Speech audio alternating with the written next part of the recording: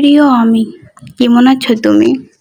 জীবনে এই দৌড়াতে নিজের খোঁজ কবে নিয়েছো তুমি?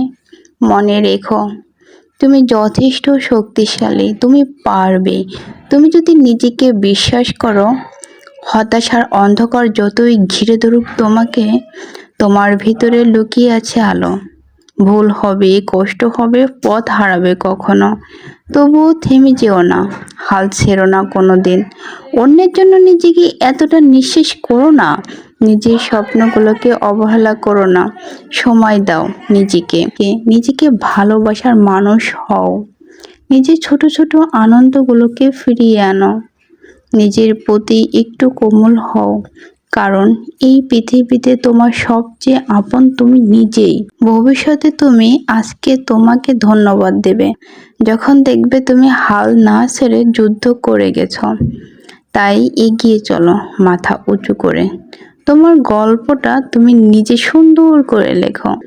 একদিন তুমি গর্ব করে বলবে, হ্যাঁ আমি পেরেছি, নিজেকে হারাইনি কখনো। ধন্যবাদ।